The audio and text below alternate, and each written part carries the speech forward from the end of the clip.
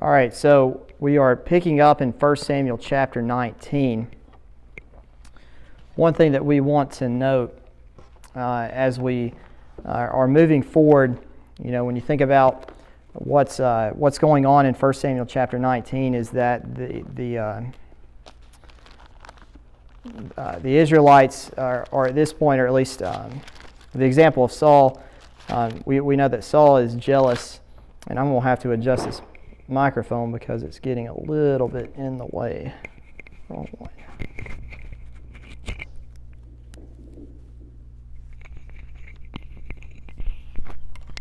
Tell you what, let's just try and clip it to.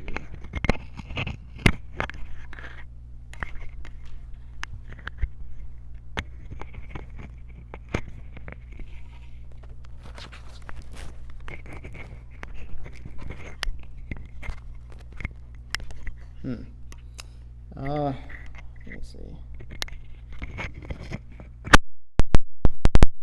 Let me just see how that works. There's not a lot of slack in that line, so if I move, that camera could very well fall off, and I don't want that to happen. So I've got the microphone down on the podium, so audio might not pick up quite as well. Hopefully it will. All right, so 1 Samuel chapter 19, we left off in verse 8.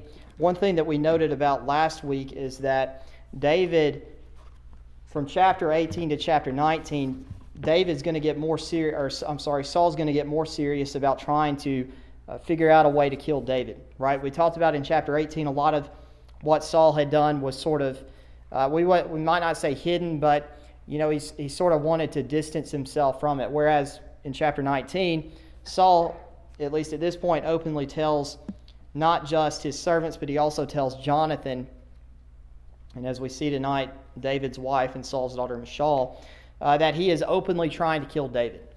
And we left off with verse 8, and the last thing that we noted, and we'll read verse 8 again. Verse 8, there was war again, and David went out and fought with the Philistines and slew them with a great slaughter, and they fled from him. Now we talked about how this was motivation potentially for Saul to attack David, right? And we talked about the idea about what we saw at the end of chapter 14, where the Bible records that as long as Saul was king, the Philistines would always be a constant threat to David. And what you see in verse 8 of chapter 19 is that Saul, who cannot overcome the Philistines, has to deal with the fact that he's got this individual that's under him, David, that is going forward and having all this success against the Philistines. The very people that he cannot get completely out of Israel or away from attacking Israel, David's having a lot of success against them. And we noted that perhaps this is why, in part, Saul is motivated to try to kill David. And as we see going forward, this illustrates the importance and the danger and the impact, really, of Saul's jealousy. Now, in verse 9, the evil spirit from the Lord was upon Saul as he sat in his house with his javelin in his hand. And David played with his hand, or played the harp with his hand is the indication there. All right, so verse 9, I know you first read through this, you think to yourself, it says the evil spirit from the Lord was upon Saul. We know, of course, what James records about the nature of God, right? God does not tempt man. That very much is clear. One thing that I think is interesting to note about the phrase, the evil spirit from the Lord, in connection with Saul, is that on the three occasions where you see this being used in the book of 1 Samuel, it often follows up as a result, really, of Saul's jealousy. In chapter 18, that was the case. We read about the evil spirit from God in 18 verse 10. It came after Saul has heard the people of Israel singing the praises of David. In 1 Samuel chapter 19 verse 9, what has just happened? Well, back in verse 8, David's having success against the Philistines. So there would some might suggest here that God is motivating, or God is forcing Saul to do these actions against David. The implication or the idea here is that really Saul's own jealousy is really what's provoking these things. Now, one of the things that we want to note about a couple of things that I do want to note about the phrase "evil spirit from the Lord," is look at a couple of other examples in the Bible in regards to this. First, I want to look at 1 Kings chapter 22, verses 19 and 22. Because one of the things that we think about, we know that God does not tempt man, but he does allow for man to be tempted, right? We understand that to be a true principle. It's found in multiple passages and examples throughout the Bible. But I want us to think about 1 Kings chapter 22, looking at verses 19 to 22. And in this particular situation, we're reading about Ahab, right, who we know is a wicked king. And you have an occasion where a man named Micaiah, who's a prophet of God, comes before him. And this concerns about whether or not Ahab, I believe, was going to attack, be a part of a military attack on Ramoth Gilead. But I want you to know what's said here by the prophet of God. All right, so the prophet, and he said, "Hear thou therefore the word of the Lord. I saw the Lord sitting on his throne, and all the host of heaven standing by him on his right hand and on his left. And the Lord said, Who shall persuade Ahab that he may go up and fall at Ramoth Gilead? And one said on this manner, and another said on that manner. And there came forth a spirit and stood before the Lord and said, I will persuade him. And the Lord said unto him, Wherewith? And he said, I will go forth, and I will be a lying spirit in the mouth of all of his prophets. And he said, Thou shalt persuade him, and prevail also. Go forth and do so. Now therefore, behold, the Lord hath put a lying spirit in the mouth of all these thy prophets, and the Lord hath spoken evil concerning thee." So the picture here is that because of Ahab's wickedness, he is essentially allowed, at least what this text indicates, these evil spirits to influence the false prophets beside him to give him bad advice, essentially. And so you have an indication about really this example. Because of Ahab's wickedness, God sort of allows this to happen to Ahab, as what Micaiah is talking about here. May not be all that different from what's happening in 1 Samuel chapter 19 and chapter 18. Perhaps God allows, in maybe the same light in 1 Kings chapter 22, this evil spirit to afflict Saul, not because Saul didn't have a choice, but as a result of Saul's bad deeds, right? The result of his jealousy. Back in chapter 16, where we first read of it, that was in the connection of Saul losing the kingdom. Well, that all tied back into the fact that Saul had lost the kingdom because of his refusal to carry out God's commands. That's a possibility for what's going on here. And something else to note about the word evil. Sometimes it doesn't necessarily mean sinful in a sense, but it also can mean the idea of calamity or a disaster. In Job chapter 2, verse 10, Job talks about the fact that good and evil can come from both God. And the word there for evil is not necessarily wickedness or sinful, as Job said. The word there didn't mean that. It just meant the idea of calamity or disaster, or just the idea that those things can happen. And if you think about it, we think about God being with David, God's favor on David. You always want to keep that in mind when you read a passage like this, because the contrast is God's favor is continually being put on David. Saul is lost favor, right? And that's the big contrast, because Saul has fallen out of favor with God in terms of being the king. So that's something important to keep in mind about verse 9. So Saul throws the javelin again, right? We saw this back in chapter 18. And this is a very good point that illustrates an important point of application. If Saul knew that he had a problem in terms of his mindset towards David, and even though that was supposedly reconciled, as we saw last week, it's obviously not reconciled because Saul tries to kill David again. Why did Saul have to have a javelin right by his hand? If you had a problem with somebody and you're tempted to kill them, and you know that it's a sin, if you've got that problem, and that temptation is very real and it affects you, if you're what you're supposed to be, you try to remove all of those stumbling blocks that could cause you to sin out of your way, right? So for Saul, he didn't necessarily have to keep the javelin beside him, right? In the same manner, right? If Saul had a problem with David, that where he saw him, he got jealous. Why in the world was he keeping David around him, where that could, potentially be a position where Saul would be in a position where he would commit a sin, like as he does here. You think about this example. I think about the passage from James chapter 4, verse 7. Where James just simply says, "Submit yourselves therefore to God, resist the devil, and he will flee from you." Now we know that first part of that verse, right? Submit yourselves to God. We know that Saul had a huge problem about submitting himself to God. We've seen that on several occasions. But if you don't submit yourselves to God, you're less likely to resist the devil, right? And in a particular passage here, Saul had opportunities to remove, the temptation from him, but he keeps the javelin by his hand. He keeps David within his presence, knowing his own thoughts, and so Saul's a good example of at least here, about what happens if we don't remove the stumbling blocks that can cause us to sin, and maybe illustrates the importance of that. We as Christians need to recognize that ourselves. Obviously, you can't escape temptation. It's something that is going to be present. And something that is going to be real.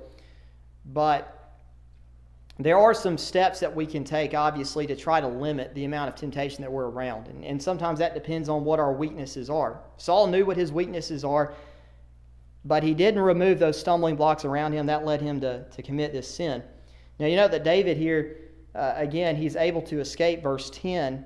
"And Saul sought to smite David even to the wall with a javelin, but he slipped away out of Saul's presence. And he smote the javelin into the wall, and David fled and escaped that night."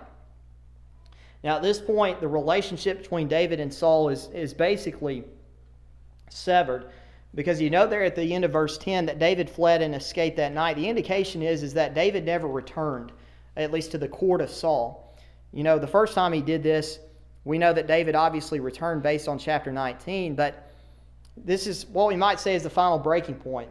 David understands that there is no going back at this point. There's no change. There's not going to be a change in Saul's mindset. And so it's not safe for David to be there. Now, what's interesting to note, at least what the author does, the writer here does, if you know that, if you look at the word in verse 10, Saul sought to smite David. That word there for smite is the exact same word that is translated as slew in verse 8. And so what you have here is just sort of a contrast, whereas David is going out and based on that same Hebrew word, he's going out and slaying the Philistines, the enemies of God, whereas Saul's doing the exact same action, but not at the enemies of God. He's doing that at God's anointed, right, at this point, or the next king of Israel. And so we don't see it, but the words there are actually the same in the Hebrew, and it notes that there's a contrast, right, between what they're trying to do. So Saul is going to go on the run, beginning in verse 11. Not Saul going on the run. David's going on the run. Verse 11, "Saul also sent messengers unto David's house to watch him and to slay him in the morning.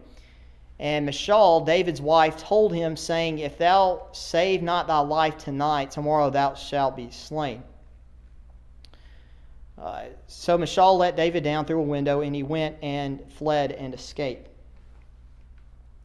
So we noted that in chapter 18, Saul had lost the favor of the people of Israel. He'd lost the favor of his son and his daughter to David. And now you see that pay off, because beginning of chapter 19, Jonathan helps David escape. Now Michal helps David to escape as well. The indication here is that they wanted to catch him in the morning. Perhaps this would be an inconspicuous time. Maybe as David went about his normal routine, it would be able to get a hold of him. Might have been the thinking. If they tried to get him at night, could have been that David could have gotten away quickly in the darkness. either way, Michal has gotten wind of it, right? She knows what's about to happen, and so she goes and she talks to David, and as verse 11 indicates, if you don't take care of this tonight, if you don't do something tonight, or you don't try to escape tonight, you're going to be killed in the morning. And here's a good example about what you do in times of crisis. Now, we don't have this written here in the text, but in Psalm chapter 59, the superscription, or what is provided under it, what is provided under it, gives the context of that psalm. And I'll just make reference to it now, but in Psalm chapter 59, David writes this psalm in the connection of him trying to flee from Saul's messengers that had arrived at his house to kill him. If you have in your Bibles, you look at Psalm 59, you've got the superscription there. I'm not going to read the names, but if you notice there, it says, when Saul sent and they watched the house to kill him. That Psalm 59 is directly connected to the events of chapter 11.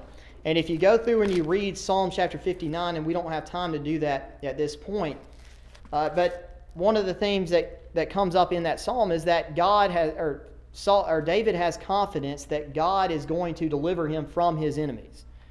It's a song of praise to God. So, at least in this time of crisis, what you note here is that David is turning to God for deliverance, right? He's not up worrying about what's going to happen. He's not worrying. Obviously he's taking the precautions, but he's not up there, pulling his hair out, losing his mind because Saul's out there trying to kill him. Based on Psalm 59, what David does in the hours from hearing this message from Michal and escaping is that David's putting his hands in the fate of God.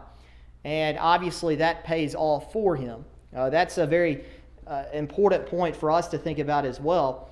I don't think we've ever been at a point where somebody's trying to take our lives, but we all face adversity. We all face difficulties in life, maybe life or death matters, family issues, things like that. And the point being is that, we can worry about it. We can pull our hair out about it. We can, we can do everything that we can to calm our nerves, but if we're not trying to at least hand the problem over to God, you're never going to find a certain degree of comfort in that, right? Because we understand God being omnipotent and thus all-powerful. Certainly great comfort in turning matters over to God. And that's what David did in a time of crisis. That's what we need to do as well. Very much unlike what Saul was doing, right? As Saul was trying to fight uncertainty with sin by trying to kill David. All right, so verse 13, Michal takes an image and laid it in the bed and put a pillow of goat's hair for his bolster and covered it with a cloth. So in order to deceive, and we'll see this in the following verses, in order to deceive the messengers of Saul, she puts basically, we might could say, a replica or a figure like David in his bed. The word image is the Hebrew word teraphim, and this is actually a reference to an idol. If you recall in the book of Genesis, we read about an individual who actually sits on her father's teraphim in order to hide it from him. Who was that individual?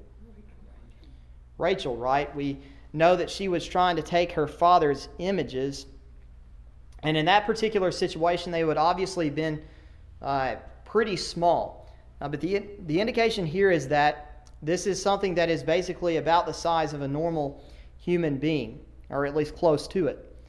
Now this, generally what happened is that sometimes, and I'm not saying this is true with the Israelites, but in some of the other Canaanite religions, it was often the case that when a wife was married to her husband, that she would take her father's gods with her and would set them up in the household. And if that were true, as it concerns Michal, it doesn't say very well about Saul, because you've got this question of why is there an image, why is there an idol in the house of David, right? Is this David's idol? Obviously, obviously probably not, because of how, we see David's confidence and faith.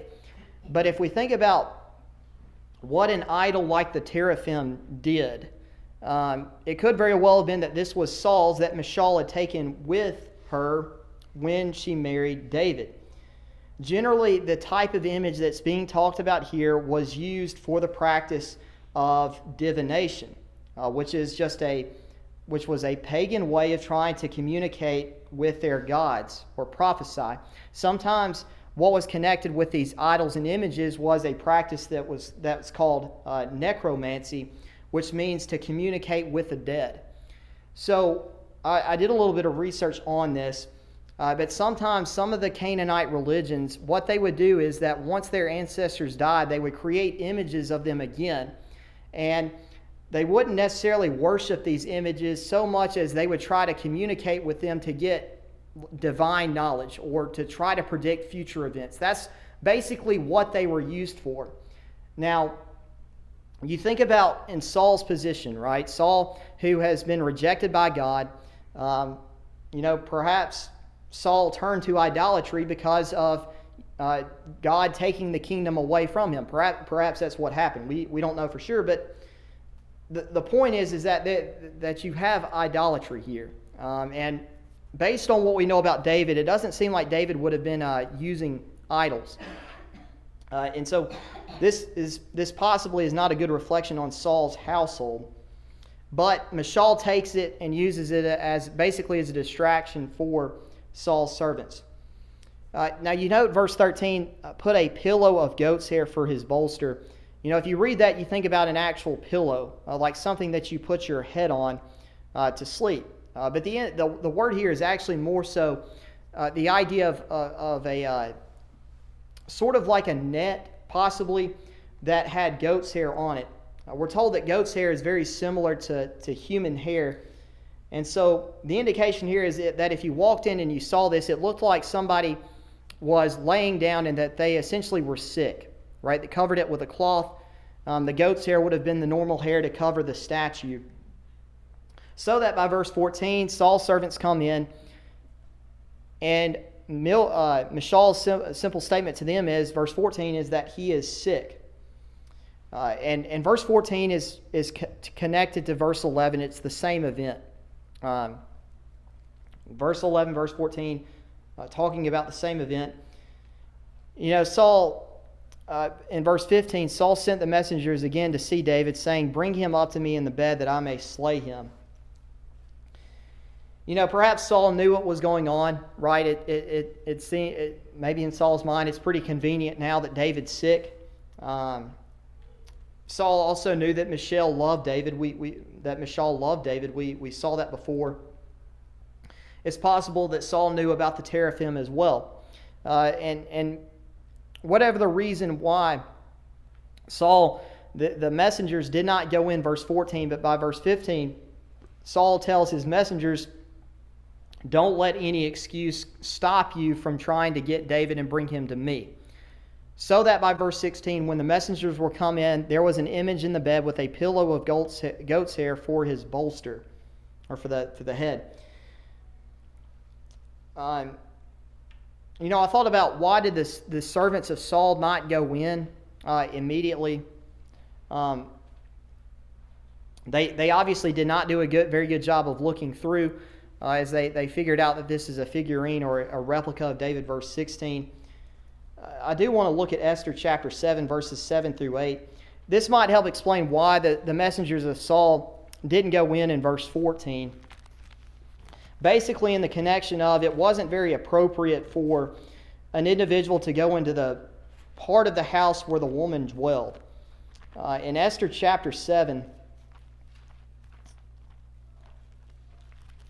let me get there in my Bible real quick.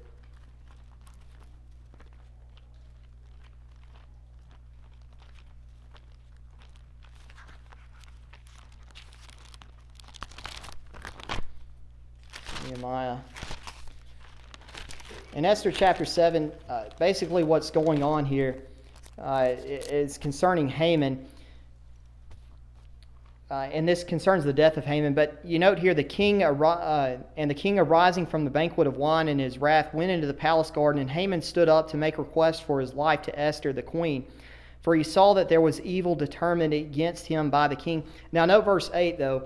Then the king returned out of the palace garden into the place of the banquet of wine, and Haman was fallen upon the bed whereon Esther was. Then said the king, will he force the queen also before me in the house? As the word went out of the king's mouth, they covered Haman's face. And then later on, Haman is put to death.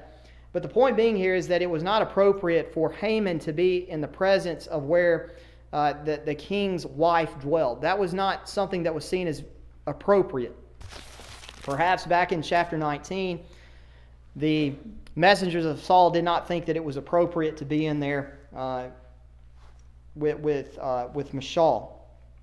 Whatever the case may be, they recognize that this is a statute, so that by verse 17, Saul gets involved and asks Michal, why have you deceived me and sent away mine enemy that he has escaped?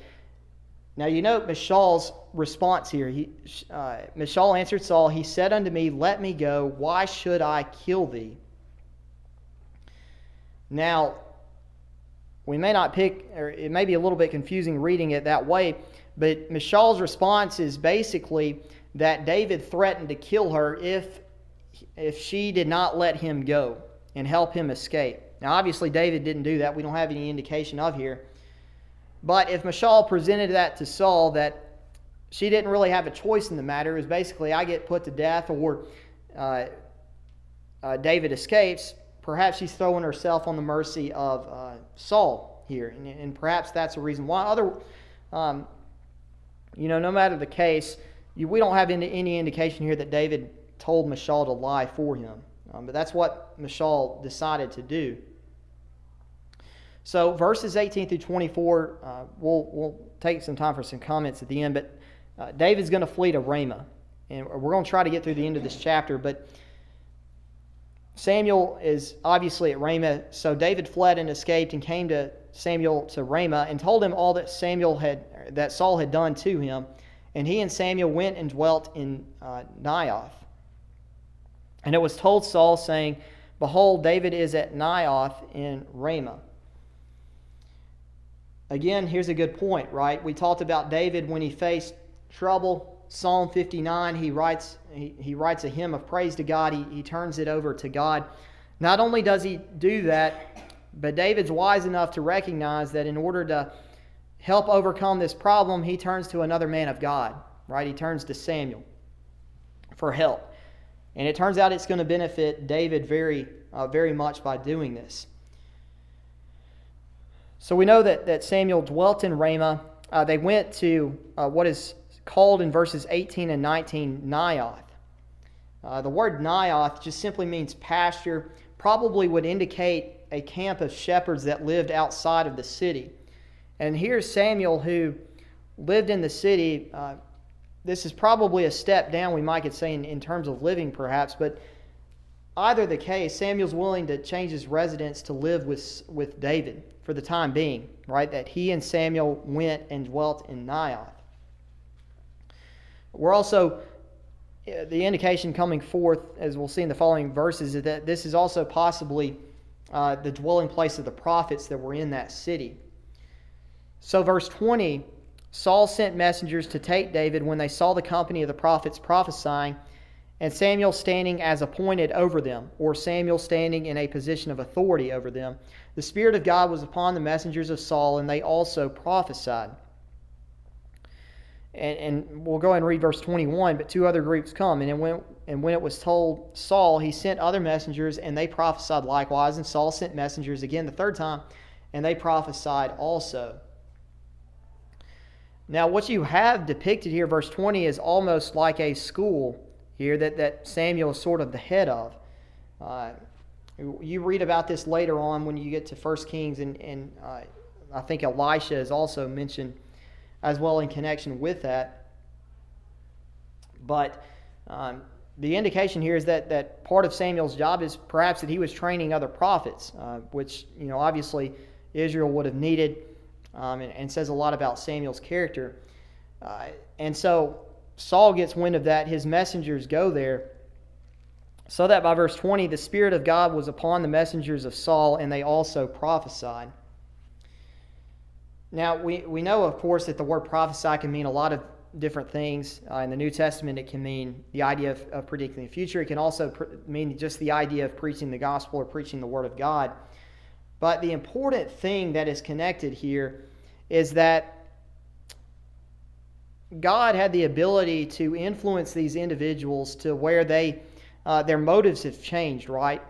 They went to go and kill David, but now once they get into the company of these prophets, these men of God that Samuel's training, their motives is suddenly changed, right? They go to the point, as the text indicates, they go to the point of prophesying. Now, whether or not God is, if there's something supernatural going on here, we can draw out a point of application and talk about, when we think about ourselves, sometimes when we live as Christians, we can change the attitudes of our enemies about ourselves, right? Well, we mentioned before, Matthew chapter 5, there's a reason why, Jesus talks about when you handle your enemies, you don't retaliate in the same manner that they would do to you. But as he indicated there, bless them that persecute you, pray for them, and things of that nature. And the point being is that sometimes when you respond as a Christian, even though your enemies may have, very bad intentions about you, if you are the type of person that is obviously embodying and demonstrating the character of Christ, you never know what type of change that can have on a person's attitude when they see you not responding in anger or not responding in jealousy or hatred or trying to get back and get revenge. That I think that's something that is certainly something that I thought about as I read through verse 20. Obviously we don't have to have anything supernatural for that to happen to us. We just simply do what the New Testament says. But that's something to think about. Our example sometimes can change the attitudes of our enemies. That's essentially what happens in verses 20 and 21. Saul's messengers who are trying to kill David, you read about them prophesying. Likewise, their motives have changed. So that by verse 22, Saul gets involved. Then he went also to Ramah, this is a reference to Saul, and came to a great well that is in Secu. And he asked and said, Where are Samuel and David? And one said, Behold, they be at Naioth and Ramah. And he went there to Naioth and Ramah, and the Spirit of God was upon him also. And he went on and prophesied until he came to Naioth and Ramah. And he stripped off his clothes also and prophesied before Samuel in like manner, and lay down naked all that day and all that night. Wherefore they say, Is Saul also among the prophets? So we'll just mention this before we close. If you're reading through these three verses, you want to connect this back to chapter 10, which is where we read about Saul prophesying the first time. And in that context, Saul was prophesying as a way to show that he would become the king of Israel. If you remember, Saul had difficulty believing what Samuel told him, that he would be the king of Israel. And Samuel said, these signs are going to come to pass. You're going to prophesy. You'll wind up prophesying with these prophets that come along, which is what happened. But here, it appears that you sort of have the exact opposite intent. Whereas in chapter 10, that miraculous ability or that miraculous event was to encourage Saul, to build his courage up. What you have here is Saul essentially being brought down. And I think I put in my Bible the example of Nebuchadnezzar, because we know that God took the example of Nebuchadnezzar, took Nebuchadnezzar's pride in what he had done, and by causing him to live like an animal, something that was obviously out of the ordinary, he humbled Saul. What you have here in verse 24 is a depiction of a man that is being humbled. He stripped off his clothes also and prophesied before Samuel in like manner, and lay down naked all that day and all that night. The word naked, it doesn't necessarily mean completely naked. It could just mean down to his undergarments. But the point is that Saul is humbled by verse 24. Hebrews chapter 4, verses 12 through 13, we don't have time to read that, but that passage talks about all things before God being naked and open. And in a sense, that indicates to us our helplessness before God, in the sense that we cannot hide anything from God.